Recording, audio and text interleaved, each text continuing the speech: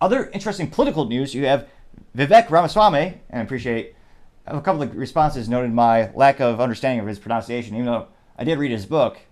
So one of those things were in my head, I thought it was pronounced one way. But perhaps I'll use his more common known street name when he used to rap in college, Devek. Pretty much, I think that's a little more interesting. So Devek said, quote, "Yesterday, a man by the name of Owen Shroyer was sentenced to prison for speech, not violence, on January 6th for marching around the Capitol using a bullhorn and shouting things like 1776. No evidence. Didn't enter the Capitol, that's it. I don't know how the guy, and I have no idea if he's a quote-unquote good person or not, but that's not what our justice system is supposed to be determined. There is no greater threat to the First Amendment than the use of political power to silence political dissent. On day one, I will pardon all non-violent January 6th protesters and political prisoners. The DOJ used quote-unquote evidence provided by the FBI to pursue this man and countless others. Today at 11 a.m. in Washington, D.C., I will lay out a detailed plan for shutting down the FBI and other federal agencies. We'll live stream on at X." Now, that, of course, went viral, getting 1.5 million views in 10 hours.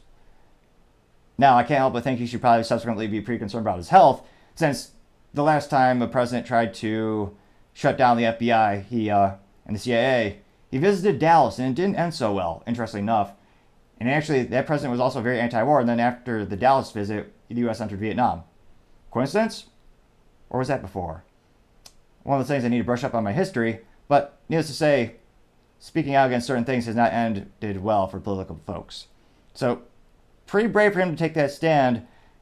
He's the only one saying this. Libertarian candidates have been saying this for decades. The issue is, you need a lot of money to get in politics. And you have the Democrats and Republicans, you have those parties, they raise a lot of money. And it's also unfair. I've actually interviewed someone from a Libertarian Party, in particular, someone who's on the Libertarian ballot in Illinois, where he was going for, I believe, mayor and governors in a couple different races. He told me statistically, or rather numerically, you actually have more signatures than if you wanted to be, you want to primary or run for a mayor being a Republican, you only had to have X amount of signatures in order to get on the ballot to have someone to vote on you. Now, for him as a Libertarian candidate, he had to have like 2x the signature count. So there were actually steps where there's unfair for the party, and in terms of his view, it looks like both Republicans and Democrats have done this, which unfortunately has led to the modern society where it's kind of a uniparty system. You have Republicans, you have Democrats, and that's kind of about all the selection we get in the United States, for better or worse. Of course, many people would just call Republicans rhinos, or pejoratively Republican in name only. Fascinatingly, how they'll vote differently when they go to D.C., although it's never reversed. You never see a Democrat who's a closet Republican. I've yet to see that, but it is fascinating how many fake Republicans somehow get elected again and again and again. Which is a kind of reminder to watch the track record of who you support and either re-elect them or vote them out appropriately. Now, it looks like the top responses from Vivek's tweet, you have some by the name of Trump Ramaswamy 2024 parody, which kind of guess their political affiliation right off the bat. Now, this person says, quote, "This was a huge overreach by our justice system. Shroyer was just using his First Amendment right. This is exactly what tyrants and dictators do. It cannot be allowed to happen in the USA," unquote. This person got 13.8 thousand views and 370 likes, coming in a pretty good ratio, 2.68%, which, and if you think the substance of his tweet in response, that is most certainly true. This is the reason my family got the hell out of Cuba, thankfully right as Fidel was taking over, and they were safely out by the time things got much, much worse. And of course, I know U.S. schools don't teach history much, and I might have butchered that history note earlier, but it's one of those issues where if you look at history books, or more accurately these days, search on the internet, the worst things that governments always do always happen after they imprison their opponents, they imprison the people who support them, imprison the journalists, then they take away the guns. And after that, the worst things humanity has ever seen happen. It's not like it's just happened once, it's happened every single time. Which is why I actually give a little tip or a little kudos to Ted Cruz, who famously had a good line where he said there's only two reasons for the government to know what guns you have: to tax them or to take them, which I believe is quite true if you look at historically speaking. Is exactly the reasons they do it, and it's exactly what happens. So, a little side note there. Now, another individual by the name of Jay Viper, he said, quote, "I was shocked to see Owen was jailed. The lawyers involved in this are quite simply skirting around our freedoms. That's it. And the juries in D.C. are inevitably left, so it's impossible for any January 6th defendant to get a fair trial," unquote. Now, this person got 41.2 thousand views and 998 likes. Pretty darn good, coming in at a ratio of 2.42%, which is true. Depending on the location of where your trial is, traditionally you should be able to relocate, because you should, in theory, be able to have a fair trial by a jury of your peers. Or 12 people who weren't smart enough to get out of jury duty, but that's just a silly joke, some might say. I would never make that kind of joke. Some might. But some might. But yeah, it's one of those issues where you are geographically, there are vast political differences in the United States that could play a big role in whether you're convicted or you let go. It's one of those things where juries are supposed to be unbiased, but inherently humans have bias, whether they believe it or not, when it comes to political affiliations. And I think you can certainly work hard to overcome it. I think you need a more analytical mind, and unfortunately nowadays it seems like more and more people are leading with emotions rather than thoughts, logic, or reason, or facts, which I know are words that are all too lost for most conversations these days, unfortunately.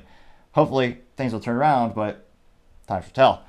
Now you also have someone by the name of Noah Ark Money saying, quote, "This is clearly a double standard," unquote.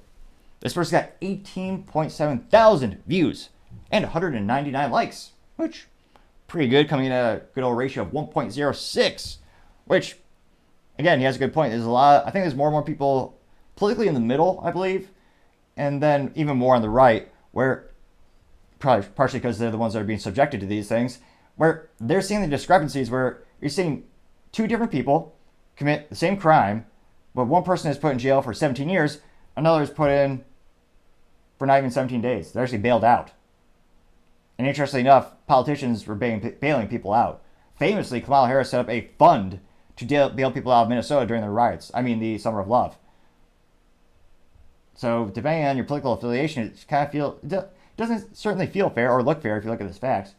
Let me know in the comments. Do you think that's real, or do they think that maybe that's just in their head? But with all the data we currently have, to me, it certainly seems unfair. You also have someone by the name of Niece Horn Daughter, and she said, quote, "Thank you for having the balls to speak out," unquote. Getting 18.4 thousand likes and 100 views and 194 likes, giving a ratio of 1.05%. I swear they really need to make, of all the things the pharmaceutical industries do, why don't they have a pill for dyslexia yet? Of all the things, that'd be really handy. But they're busy doing other things, of course. So if you look at the comments for Vivek's tweet, overwhelmingly supported. And interestingly enough, I do think he has more of a diverse following than previously, because when I look at a couple of his tweets, you do have some people who do not like him who are following him, or at least they're viewing his posts and they're actually leaving pejorative or negative comments. And don't get me wrong, some of them are articulate good critiques, but it seems as if he has a fairly diverse following. And again, I don't work at X or Twitter. We don't know the actual data on every single person who follows him. Actually, given everything that Twitter collects in terms of your political affiliations, everything you like, you do, or your air you breathe, Elon probably knows exactly the demographics, not just the age, the age, location of the people who follow these folks, but also their political affiliation, which has very valuable data.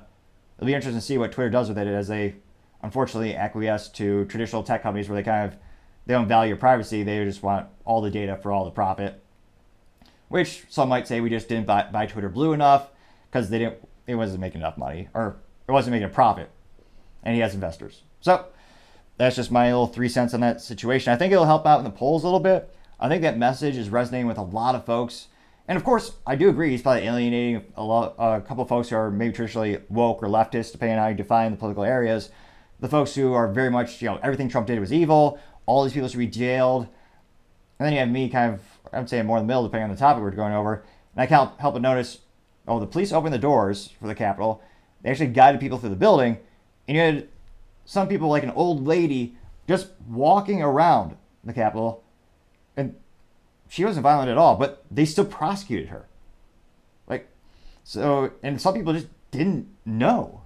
And these capitals, a lot of these places have public, actual tours, and some people thought it was just a tour. So again, certainly from what I'm seeing, doesn't feel fair. And I think this message will resonate with people in the middle, which in terms of moving us on the political chessboard, that's really what you want to do. You want to gather the people in the middle, the undecided voters. As crazy as it sounds, there are still undecided voters. Well, especially for the primary, when you're trying to decide who's going to be the nominee for the party, that's really where you try to get. You got to get the people in the middle, as well as the traditional Republicans, if he wants to be the Republican nominee. It'll be interesting to see, but as I always say, time shall tell. Thank you again for taking the time to tune in today. Again, we're trying to get to 4,000 subscribers by the end of September, so you click that button. I would greatly appreciate it. Also, the comments are really appreciated. I take the feedback seriously. I try to get to all of them when I can, and appreciate the cordial conversations we're able to have each other, and the feedback that helps make the show better. And if you have any software suggestions, greatly appreciate that. Try to get the picture-in-picture, and if we work together, we'll make it better slowly but surely. Also, don't forget to take the time to like the video, because that helps out with the algorithm as well. Lastly, don't forget to take the time to tell your family, tell your friends, tell your coworkers, heck, tell your enemies, tell anyone and everyone. Just stay safe, fight the good fight.